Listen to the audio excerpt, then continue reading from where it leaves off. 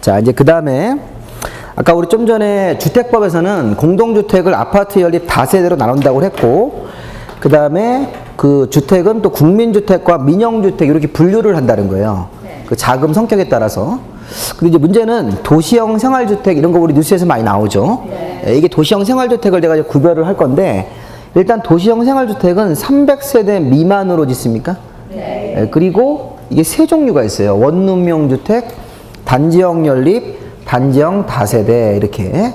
자, 여기서 일단 단지형 연립이나 단지형 다세대를 먼저 보시는데, 단지형 연립이나 단지형 다세대는 기존에 있는 일반적인 연립보다 한 층을 더 짓게 해주는 거예요. 그게 도시형 생활주택은 기존 연립이나 다세대에서 규제를 풀어주는 거예요. 아까 우리 좀 전에 그 위에서 연립하고 다세대는 주택으로 쓰는 층수가 4개 층이야죠? 그 주택으로 쓰는 층을 4개니까 1, 2, 3, 4 이렇게 짓든지, 아니면 1층을 주차장으로 내면 2, 3, 4, 5 이렇게만 지셔야 돼요. 근데 도시형으로 단지형 연립이나 단지형 다세대를 지으면 그 맨 끝에 심의를 받아서 주택으로 쓰는 층수를 5개 층까지 할 수 있습니까? 그럼 이게 기존의 연립보다 더 좋은 거예요. 한 층을 더 짓게 이렇게 규제를 풀어서 도시형으로 연립을 지으면 건설업자가 더 좋다, 더 많이 팔 수 있으니까. 그렇게 규제를 풀어주는 게 도시형 생활주택이라고요. 그래서 원룸형 주택도 기존의 원룸보다 규제를 풀어주는 게 도시형 원룸이에요. 그럼 우리 여기서 하나 이제 봐야 될 거는, 기존의 원룸은 다가구 원룸이라고 하는 거야. 다가구 원룸. 근데 다가구 원룸은 어디 있는 거냐면 건축법에 있어요. 그래서 이 도시형 생활주택 중에 원룸을 하려면 다가구 원룸을 보세요. 실무에서 다가구 원룸하고 도시형 원룸을 구별하는 게 중요하기 때문에. 잠깐 우리 건축법으로 조금 이동하셔서, 건축법을 아까 우리 볼 때 단독주택이라는 용도가 있었죠. 단독주택. 제가 이제 같이 하려고 아까 안 했는데, 이 건축법에서 아까 29가지 건축물의 용도할 때 일반적인 그 542페이지를 보시면 되겠네요. 542. 거기 보시면 단독주택이라는 1번 용도가 있죠? 그러니까 단독주택 안에 다중주택하고 다가구가 있는데, 단독주택이라는 용도 안에 4가지가 들어가 있는 거예요. 진짜 말 그대로 주택 하나에 한 세대가 살면 단독주택이고, 다중주택은 그게 저기 하숙집이에요. 하숙집. 학생 직장이 장기 거주하고 독립된 주거 형태가 아닐 것. 그게 무슨 얘기냐면 밥을 공동취사라는 거예요. 공동취사. 밥을 같이 먹는 구조. 근데 우리 하숙집은 방이 여러 개가 있죠. 근데 밥은 같이 먹잖아요. 주인 아줌마가 이렇게. 그럼 그거는 그 다중주택이라서 그 밥을 같이 먹는 독립적으로 주거 형태가 아닌. 근데 이제 그게 이제 그 방마다 구분 등기가 안 돼 있기 때문에 방은 여러 개가 있더라도 단독주택으로 보는 거예요. 그러면 밑에 이제 다가구, 그 다가구 주택에다가 일단 다가구 원룸이라고 쓰시고, 이 다가구 원룸은 독립적으로 주거 생활할 수 있습니까? 개별 취사. 자, 지금 다가구 주택은 위에 다중주택하고 차이가 개별 취사할 수 있죠. 우리 그 대학교 앞에 4층짜리 원룸 있잖아요. 1층은 주차장으로 빼고 2, 3, 4 이렇게 3개만 쓰는데 주거용으로. 그럼 202로 202가 개별 취사가 됩니까? 근데 구분 등기는 안 돼 있다고요. 그러니까 얘도 일단 구분 등기가 안 돼 있으면 단독주택인데, 이 다가구 주택은 다가구 원룸이라고 부르면서 그 개별적으로 취사하는 거니까 그 안에서 우리가 이제 그 집주인이 월세로 운영을 하죠. 월세나 전세 형태로. 그래서 뭐 1000에 뭐 50 뭐 이런 식으로 운영을 하시잖아요. 근데 이 다가구 원룸은 일단 단독주택이다. 구분 등기 안 돼 있으니까. 그 밑에 보면 종류가, 다가구 주택은 조건이 주택으로 쓰는 층수가 3개 층 이하입니까? 우리 대학교 앞에, 학교 앞에다가 이렇게 1층은 주차장으로 빼고 2, 3, 4 이렇게 3개만 진다고요. 그 다음에 그 한 동에서 주택으로 쓰는 면적이 660 이하, 3개 층 이하, 660 이하, 19세대 이하가 살아야 됩니까? 자, 이게 다가구 원룸의 특징이라는 거예요. 이거 꼭 지키셔야 돼요. 19세대는 구분 등기가 안 돼 있고. 그러면 이 다가구 주택은 결국에는 소규모입니까? 소규모 원룸을 지라는 거예요. 소규모. 그럼 이거를 규제를 왕창 풀어주는 게 도시형 원룸이에요. 규제를 왕창 푼다 이렇게 생각하면 또 주택법 넘어가세요. 기존에 우리 건축법에서 배웠던 다가구 원룸은 너무 소규모고, 대학생들이 이런 다가구 원룸 살면 좀 불편한 게 있어요. 저도 예전에 학교 다닐 때 살아보고, 이게 일단 막 소음 같은 게 막 들리고 막 그러죠. 옆방에서 막 울고 막 그러는데, 중요한 거는 이런 다가구 원룸에서 규제를 왕창 풀어서 200개짜리 원룸을 짓게 해주는 거예요. 어디다가? 터미널 앞에다가 이렇게. 이게 빌딩형으로 원룸이 올라가는 거예요. 지금 도시형 생활주택은 300세대 미만입니까? 그 300세대 미만이니까 250개짜리 원룸을 짓는 거예요. 그 적었어요. 이제 도시형 원룸 오셔가지고 560페이지에다가 자 도시형 생활주택 중에서 원룸형 주택은 거기다 쓰세요. 뭐라 쓰냐면 세대 제한 아까 300세대 미만이니까 그건 줄 주시면 되고 거기 뭐라 쓰냐면 층 제한과 아니면 면적 제한이 없다. 자 지금 도시형 원룸은 그 아까 층 제한 3개 층 이하 이런 제한이 없다고요. 층 제한도 없고 660 이하라는 제한이 없어요. 그러면 15층으로 올릴 수 있습니까? 네. 15층으로 올리고 거기다가 면적도 제한이 없어요. 660이라는 면적 제한이 없다니까요. 그럼 거기다가 200개짜리 원룸을 설계할 수 있어요? 네. 할 수 있다는 거예요. 그 다음에 1층에다가는 근린상가를 깔아버리는 거예요. 아까 우리 근린생활에서 편의점 하나 입점시켜주고 거기다 커피숍도 하나 있어 이렇게. 그럼 다가구 원룸에 사는 여학생이면 남자친구 오면 잠깐 그런다 잠깐 기다리라고 밑에서 에? 지금 방 안 치우고 막 방 개판이잖아요 이렇게 여자분들 이렇게. 그러면 그 다가구 원룸에 살면 그렇게 해가지고 막 이제 막 그런 당황한 일이 생기는데 택배 아저씨가 택배도 잘 주기 힘들고 근데 도시형 원룸에 살면 그 관리 아저씨가 택배도 받아야 된다고요. 1층에 그 커피숍에 있으니까 그거 잠깐 기다리라고 하면 되죠. 네. 화장하고 나간다고 이렇게 할 수 있잖아요. 그러니까 이게 훨씬 더 주거의 질이 높아진 거예요. 대학생들이나 1인 가구들의 주거를 높이기 위해서 도시형 원룸을 개발한 거예요. 도시형 원룸은 면적 제한 없죠? 네. 그 다음에 층 제한도 없어요. 그러니까 15층, 18층 짓고 대신 세대 제한은 몇 세대? 300세대 미만. 이거 맞추시면 돼요. 게다가 결정적으로 공동주택, 구분등기가 돼요. 이게 좀 거기 도시형 생활주택의 원룸형은 그 구분등기가 되는 거예요. 그럼 7평짜리 원룸을 개별 매매할 수 있습니까? 네. 1억에 매매할 수 있다는 거예요. 1억에 매매. 그러면 서울에 대학생 이렇게 우리 공부 잘하는 친구 서울을 올려보내면 대학생이 다가구 원룸에 살면 월세가 막 1000에 50 막 이렇다고요. 매달 50씩 나가야 되는 거예요. 근데 거기다 도시형 원룸을 아예 아버지가 하나 사주는 거예요. 자기 5천만 원 이렇게 전세 낸다고 생각하고 나머지 5천만 원 대출 받아서 사주면 월세 들어갈 게 없죠. 네, 그러면 애들 그 돈 가지고 용돈 주고 이렇게 할 수 있으니까 이게 그렇게 선택할 수 있게 해주겠다는 겁니다. 그래서 이런 도시형 원룸은 일단 세대 제한은 300세대 미만만 맞추면 됩니까? 네. 근데 면적 제한, 층 제한 같은 거 없고 공동주택으로 구분 등기 나오고. 예. 그리고 이제 거기 보면 뭐 기역, 니은, 디귿, 리을 세부 요건을 또 맞춰야 되는데 뭐 두 번째 보시면 욕실과 부엌을 세대별로 만들어라. 욕실과 보일러실을 제외하면 하나의 공간으로 만들어라. 뭐 이렇게 쭉 나오는 세부 조건 그건 참고로 보시고. 근데 옛날에 우리가 다가구 원룸 주인들이 데모했어요. 도시형 원룸 만들면 그거 활성화되면 우리 다가구 원룸에 살던 대학생들, 직장인들이 다 클릭한다는 거예요. 그거 완전히 빌딩이니까 그 주차가 결정이에요. 주차. 도시형 원룸이면 주차가 가능하다니까요. 지하로 3개 층을 파가지고 다 지하 주차장이 있어요. 네, 그래서 거기다 막 100대 주차시키고 이렇게. 근데 우리 다가구 원룸에 살면 주차하기 힘들잖아요. 요즘 대학생들도 이렇게 아르바이트해서 차 갖고 다니는 친구들도 있어요. 네. 그러니까 그렇게 되면 다가구 원룸의 그 불편했던 주거 생활이 도시형 원룸으로 가면 좋죠. 대규모. 네. 그리고 이제 거기 보면 1층에 근린 생활 있으신가 거기 뭐 PC방 이런 거 다 해가지고 편의점에서 밥 사 먹고 이게 훨씬 편하잖아요. 또 여학생들은 이렇게 거기 또 이렇게 보안 문제 같은 경우. 다가구 원룸이 이게 또 일단 범죄 같은데 골목길이니까. 그러니까 이게 훨씬 더 좋은데 그래서 이제 도시형 원룸을 많이 줬어요. 많이 줬는데 이제 너무 요즘에는 이제 너무 많이 져가지고 공급이 너무 많아져가지고 빈 데가 생기죠. 근데 빈 데가 생기면 이렇게 빈 공실이 생기면 어떤 일이 생길까요? 가격이 떨어지겠죠? 네. 예, 떨어져 또 소화가 된다니까요. 몇 년 지나면 또 다 소화가 돼요. 그래서 막 TV에서 막 미분양 났다고 막 그러는데 그게 미분양 난다는 거는 가격을 안 낮춘다는 건설업자가. 근데 그거를 결국엔 떨이로 내놔야 되는 거죠. 네. 그래야죠. 아파트라든가 안 나가면 이게 악성 미분양 되면 건설업자가 막 지금 내일 모레 부도인데 어떡할 거예요. 가격이 막 2억짜리 아파트를 1억 5천 내놓으면 바로 팔린다니까요. 바로. 네, 그럼 그렇게 해서 이제 부도 막 이러다 보면 가격이 떨어지면 그때 이제 분양이 되는 거죠. 이렇게. 어쨌든 간에 이제 그런 식으로 해서 우리가 도시형 생활주택에서는 단지형 연립이라 단지형 다세대는 기존 연립보다 뭐가 더 좋아요? 한 층 더 올릴 수 있는 거. 네, 그렇게 생각하시는 거예요. 그 다음에 도시형으로 원룸을 지면 다가구 원룸보다 훨씬 더 좋은 거죠. 네. 네, 규제가 많이 풀린다고요. 네, 그래서 19세대가 아니라 이거 300세대 미만. 네, 층 제한 같은 거 면적 제한이 없었죠. 네. 그러니까 다가구 원룸하고 도시형 원룸을 비교를 하셔야 돼요. 그래야지 도시형 원룸의 정체가 밝혀진다고요. 도시형 원룸은 다가구 원룸보다 규제를 대폭적으로 풀어주는 거예요. 개별 등기도 인정하고. 그 6평짜리, 7평짜리 원룸으로 많이 짓는데 그렇게 해서 그 정도까지만 좀 보시면 되겠고. 그 준주택은 나중에 보세요. 오피스텔 뭐 이런 건데 주택은 아니지만 주거용으로 쓸 수 있는 건물 그런 뜻이니까 참고로 보시고. 자, 563에 보시면 주택의 이제 건설 파트로 와보세요. 건설. 자, 주택부에서는 이게 건설이에요, 건설.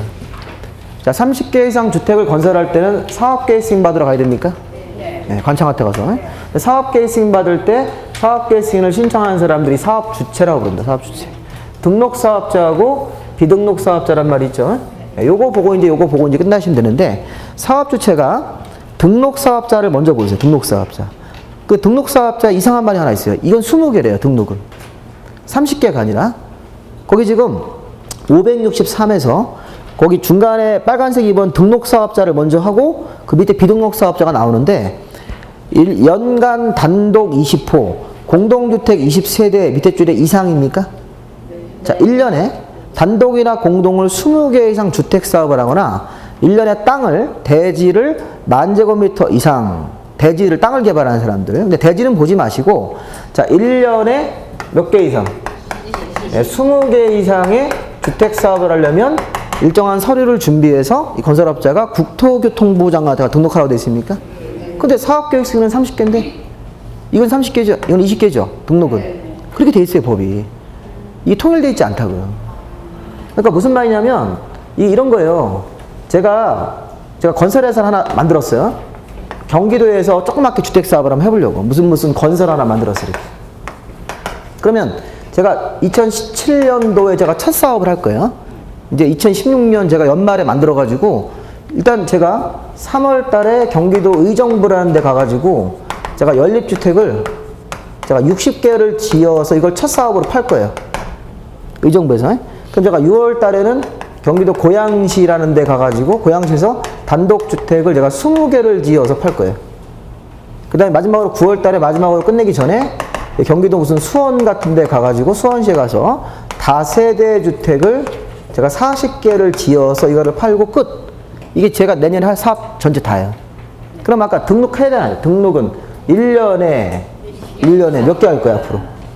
지금 120개죠? 120개니까 당연히 20개 이상이잖아요. 지금 사실은 요것만 하더라도 등록하셔야 돼요. 요거 의정부 쪽 사업만 하더라도 등록하셔야 돼요. 그러니까 우리나라에서 등록하지 않는 건설업도 있을까요? 있어요. 그럼 그 사람들은 1년에 19개까지만 하셔야 돼요. 그러니까 19개 사업만, 아까 제가 전화로 얘기하신 그분이 그런 거 하는 거예요. 1년에 자기 19개만 한대요. 등록 안 하려고. 등록하면 귀찮걸랑요. 등록업자 맨날 모이라고 그러고 맨날 그런다고요. 그러니까 그 사람은, 그러니까 이제 아까 제가 얘기하신 이렇게 주택 경매로 땅 받아가지고 거기다가 컨테이너 이런 거로 집을 지세요. 지금 컨테이너 주택 같은 게 있지 않습니까? 그 컨테이너가 수출용 컨테이너가 아니라 컨테이너 자재가 따로 나와요. 주거용으로. 그거를 이렇게 2개, 3개 겹쳐가지고 집을 진 다음에 분양을 하면 분양 잘 된대요. 그 인테리어 잘 해놓으면. 그리고 그 분양가가 뭐 평당 500짜리도 있고 700짜리도 있어요. 분양가가. 700이면 그 인테리어 굉장히 잘한 거라고요. 그 완전히 그 그림 같은 집이 나온다고 하더라고요. 조명도 멋있게 이렇게 때려주고. 네, 그러면 근데 그 사람이 자기는 1년에 18개나 19개밖에 안 한대요. 그 왜 그래요? 물어보니까 이게 20개가 넘어가면 불편하대요. 뭐가 불편하? 이게 등록하러 가야 된다고요, 이게. 그러면 우리나라에서 좀 규모 있는 건설 회사는, 건설 무슨 회사 있죠, 회사. 주식회사 이런 거. 이런 것들은 다 등록을 한다고요. 대부분 사업을 뭐 1년에 뭐 이렇게 한 100개 정도 대부분 아무리 작더라도 해야 되니까. 그럼 제가 등록을 했죠. 세종시에 가서. 제가 이제 건설회사가 돼서 연초에 뭐 1월 뭐 2일 날 우리 제가 등록하러 갔어요. 세종시에 가서. 등록한 다음에 제가 이제 의정부에 가가지고 이제 3월 달에 의정부에 가서 연립주택을 제가 60개를 지을 거면 땅을 확보해서 뭘 받는 거예요? 사업계획 승인 받는 거예요. 자, 의정부, 여기 의정부 건 몇 개? 60개죠? 사업계획 승인 받아야죠. 그럼 이건 뭐예요? 고양시에서 단독 20개를 짓네? 이게 건축허가라고요. 무슨 말이냐면 등록은 전체로 따지는데 이 사업계획 승인을 받을 건지 건축허가를 받을 건지는 건별로 따지는 거예요. 건별로. 의정부 요건에서 의정부에서 3월 달에 60개 지을 거냐? 그럼 사업계획 승인 받으러 와야죠. 근데 고양시에서는 몇 개만 지을 거예요? 20개. 그러면 이게 등록사업자가 주택법으로 등록했는데 이쪽 건축허가를 받는 거예요. 여기 건축허가가 몇 개 이하니까. 29개 이하니까. 그 다음에 다시 이제 우리 9월 달에 여기 수원 와서 40개로 집을 지면 다시 사업계획 승인이 되는 거죠, 이렇게. 이거 무슨 말인지 이해하셨어요? 네, 이렇게 행정 절차가 진행되는 겁니다. 건설회사는 일단 등록은 다 하셔야 돼요. 20개니까. 1년에. 네, 그런데 등록한 사람이 항상 사업계획 승인입니까? 아니죠. 예. 사업계획 승인인지 건축허가 건지는 이렇게 3월 달에 의정부에서 몇 개 이렇게 딱 주는 거예요. 이렇게. 그 의정부에서 그 장소에서 몇 개 줄 거냐. 그거에 따라서 30개 이상이 되면 사업계획 승인 이렇게 가는 거라고요. 예. 그래서 등록사업자는 그렇게 1년에 단독이든 공동이든 20개 이상 지을 때는 등록을 해야 되는데 근데 누구는 등록하지 않습니까? 다음 사업 주체는 그러하지 않다. 그 박스 안에 다음 사업 주체는 1년에 20개 이상 주택 사업을 하더라도 등록을 안 한다는 거예요. 그래서 이런 사람들이 여기 보시면 국가나 지자체, 행정청, 국방부 장관 이런 사람들 또는 국토부 장관 이런 사람들 토지공사나 지방공사가 있습니까? 네. 그 다음에 거래 보시면 우리 공익법인 이런 게 있어요. 공익법인. 우리 사랑의 집 짓기 운동 이런 사람들이 있습니다. 자선단체들. 그러니까 집을 져가지고 막 주택을 막 무상으로 기부하고 이런 거 있죠? 네. 그 다음에 거기다 2개만 더 쓰세요. 자, 주택조합이라는 게 있어요. 나중에 보실 건데, 주택법상 무주택자들이 모여서 자기 집을 하나씩 가져가려고 이 주택조합이라는 거를 결성하고, 그 다음에 우리 기아자동차가 우리 회사 고용자예요, 고용자. 자, 우리 산에다가 사원아파트 같은 거 지어줍니까? 네. 이런 것도 여기 주택조합이나 고용자도 조건부로 비등록할 수 있어요. 그래서 비등록 사업자가 국가나 지자체, 토지공사, 지방공사 같은 공기업이나 행정청도 있고 공익법인도 있습니까? 네. 있어요. 예. 그리고 또 주택조합이라는 그런 일종의 조합. 조합원들을 위한 아파트 사업하는 거. 예. 그 다음에 회사가 직원들을 위한 사원아파트 일 때는 고용자란 말 써요. 고용자. 이런 사람들도 등록을 하지 않는다. 그러면 제가 언급한 사람들 빼고는 다 등록하러 가셔야 돼요. 여기 써있는 사람들을 제외하고 나머지는 다 뭐가 됩니까? 등록사업자. 그 등록사업자는 소위 말하는 돈 벌려고 하는 건설업자들. 여기 써있는 사람들은 다 이거 비용이에요, 비용이. 돈 벌려는 사람들이 아니기 때문에 등록 안 하고도 주택사업을 한다. 국토부에 가면 너 등록하라 왜 왔니? 이렇게 얘기하는 거예요. 토지공사가 주택사업을 할 때 1년에 막 3만 개씩 줘요, 3만 개. 우리나라 토지공사 아파트 3만 개 짓습니다. 토지공사는 등록하러 가면 너 여기 왜 왔니? 이렇게. 등록하는 거 아닌데 이런 식으로 이렇게 등록을 면제시켜 주는 거죠. 근데 이제 어떤 건설업자가 20개 이상 1년에 사업을 할 때는 등록해야 됩니까? 네. 그래서 개인이 건설업 하는데 등록하기 싫으면 19개만 짓고 안 하면 돼요. 네. 그럼 이제 그렇게 하면 이제 투잡을 뛰어야죠. 네. 그것도 하고 부동산 중개업도 같이 합니까? 네. 밤에 대리도 뛰고 이렇게. 네. 그렇게 해가지고 먹고 사는 거죠. 그렇게 해서 이제 우리가 막 대리운전 같은 것도 막 하고 이렇게. 자, 그렇게 해서 이제 우리가 나머지는 이제 그 뒤에 있는 것들은 뭐 등록사업자, 비등록사업자 이런 얘기고 주택조합이니까 자, 다음 페이지로 쭉 넘어가 보시면 이제 줄만 치고 끝내겠습니다. 자, 568에 주택건설 자금까지 쭉 나오는데 이런 부분도 그렇게 중요한 부분은 아니니까 뭐 사채, 회사채 발행하는 건데 그거는 참고로 보시고 569에 주택건설 절차. 자, 이거 중요한 거 아까 얘기한 거.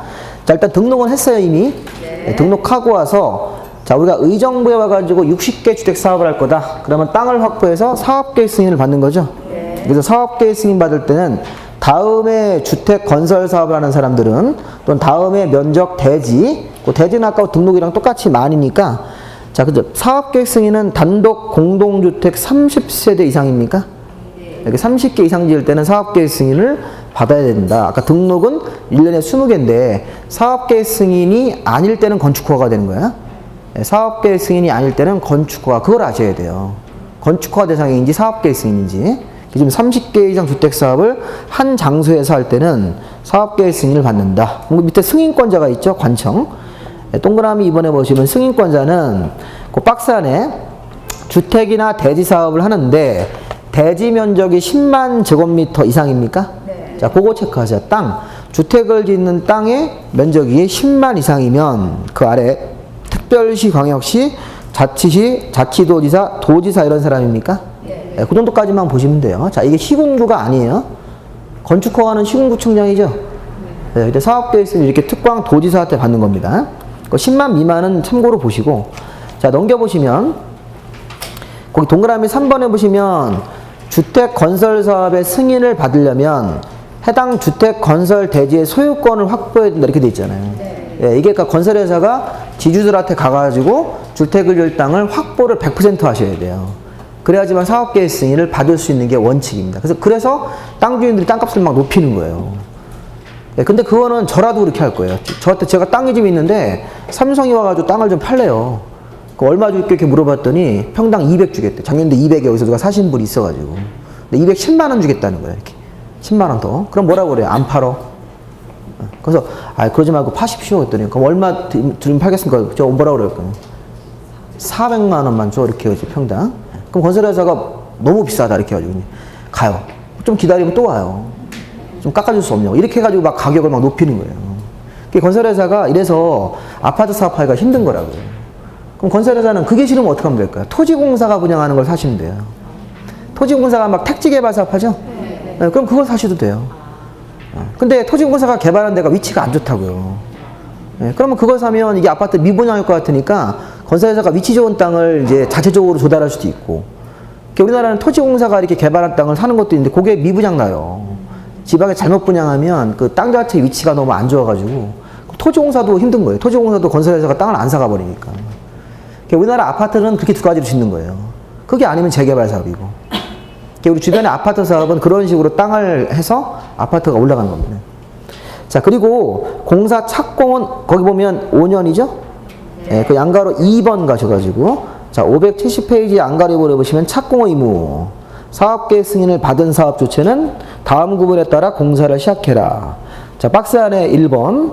자, 승인을 받으면 5년 안에 공사하는 거죠? 네. 그리고 이거 박스 밑에 보시면 착공신고도 하셔야 돼요. 착공신고하고 5년 안에 착수. 이런 게 건축부에서는 아까 우리 1년 줬잖아요. 1년. 건축허가 받으면 1년. 여기서는 5년 준다고요.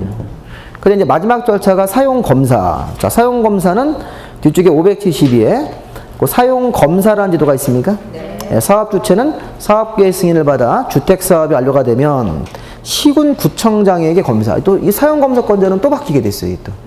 여기 지금 승인권자는 특광도의사죠? 네, 근데 여기 사용검사는 시군구청장이고, 그리고 사용검사 기간은 15일로 돼 있습니까? 네. 네, 여기 사용승인은 건축부에서는 7일 정도면 내주는데, 사용검사는 까다롭게 마지막 검사하기 때문에, 이건 15일이 걸린다고요. 이런 차이 같은 것들을 보시면서 마무리 하시면 되겠습니다. 나머지 뭐 공급이라든가 농지법은 이제 1월 달에 가서 우리 이제 이번 달에는 좀 5주로 수업했으니까 그렇게 해서 보시면 되고, 뭐 뒤에 건 중요한 거 아니니까.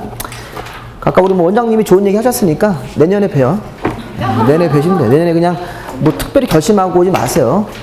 잘 안 되니까 그냥 오셔서 그냥 평상대로 그냥 그대로 공부하시면 되니까 제가 이제 그런 거에 대해서 좀 코치를 해드릴 테니까. 자, 수고하셨습니다.